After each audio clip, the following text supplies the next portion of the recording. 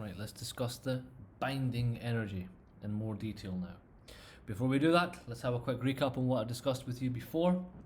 Nucleons are inside the nucleus, which is the protons and neutrons. The mass number is the protons and neutrons. The atomic number is just the protons on its own. So you will see the two symbols at the top. The bigger number is the mass, the bottom number is the atomic. If you subtract the two, you will know how many neutrons you have. The atomic mass unit, the U that we discussed before, is about 1/12 the size of a carbon atom, and it's roughly 1.67 times 10 to the minus 27 kilograms. Isotopes, same element, same chemical properties, but different physical properties. We'll have an extra neutron, maybe 2 extra neutrons, for example. We have 0 neutrons, we have 1 neutron, we have 2 neutrons. They're still hydrogen because we have the same number of protons. We did some example questions and we talked about what holds them together. It's the strong nuclear force. It works between protons, neutrons, and protons and neutrons. So it's much stronger than the repulsion force. It's always attractive, and of course using Newton's third law is equal and opposite on both sides, holding them together. Doesn't act on electrons though. It doesn't act on the electrons. It doesn't affect the chemical properties. It's just holding the protons and neutrons together. We will do a Quizlet review on the vocabulary that we've been using. And now we're going to discuss mass defect. Defect means losing it, losing mass. The amount of mass that you've lost. What does that mean? What am I talking about? Before we do anything like that, you need to know the mass of a proton in U. We do the calculation for you. Proton is 1.0073 U. Neutron is 1.0087 U. This will be important for what we're going to do later, the calculations. Okay, fine. So if you were to take the alpha particle is a helium nucleus. Helium, which means I have 2 protons, 2 neutrons. Forget the electrons, not interested. If I take each individual proton and neutron, I add them together, this plus this plus this plus this, I get this number, 4.0320. But if I was to take the nucleus that's already been assembled, the actual nucleus itself, I get this number. It's a different number. There is less. All of these add up to this, but if I was to weigh this on its own, I would get this number. There is a difference here, the mass defect.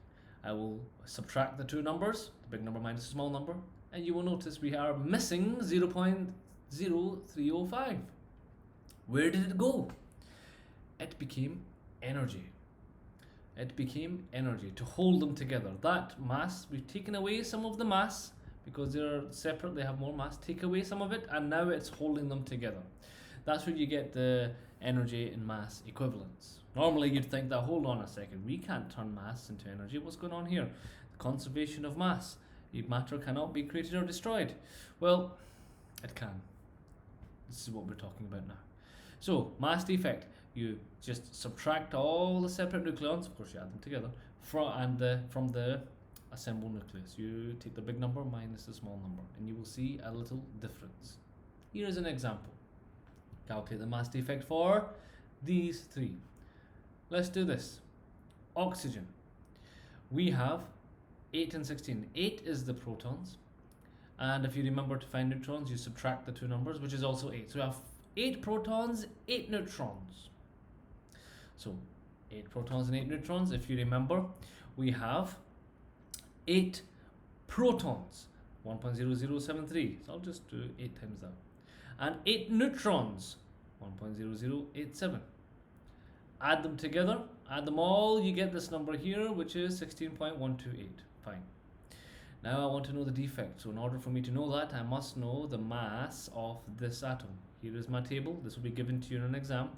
Go down that table and you will see 16.8. Here we go. 15.99491. So I'll stick that into my little subtraction here. Our mass minus the assembled mass. This is my mass defect. You do the same for the next one. Look at this. 17 now. So we still have 8 protons. We have an extra neutron. 17 minus 8 is 9 neutrons. 8 protons plus 9 neutrons gives me this much U. The mass defect, I must use now the next one, the 17 and 8 one, 16.99. I will use this one. I will subtract, and I have a new mass defect. With this defect, I can actually now calculate the energy. I can do the E equals mc squared. Mc squared. But the problem with that is you have to turn it into joules first. You have to turn it into, not joules, kilograms. We have U. You must make U into kilograms again. But we'll get to that. So where does it disappear? Binding energy. It's the energy that you need to hold them together.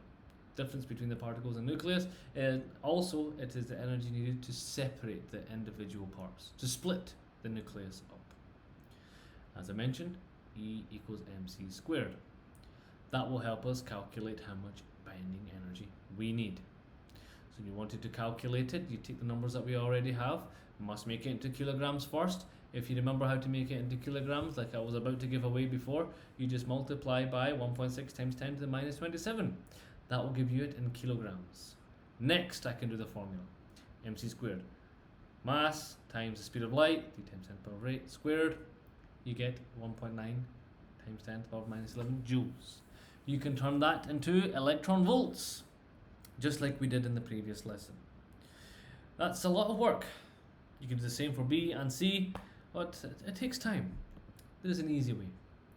If I say to you 1 U is the same as 931.5 or 0.49 mega electron volts, you can easily find the mass, the energy of whatever the mass defect is. You take your mass defect, maybe 0.133, you just multiply by this number, 931, and you're done. 931.49. And that's it. That's all you need to do. 1 times this, 0.1 times this, 0.2, whatever your mass defect is, you multiply by 931.49 mega electron volts per U, which is the U that we have here. That's it. Easy. So, if it's 1 U, that's the 931 mega electron volts. 2 U, multiply by 2. 3, multiply by 3. 0.5, multiply by 0.5. So you calculate your mass defect first, and then you multiply by this energy number. That will give you the energy directly in mega electron volts. Makes it so much easier for you to do. Okay, we will do these calculations in class, some practice questions. There are some more practice questions that we will be doing together, and there is a little periodic table link. We will do a quizzes and instructional guide. Thanks.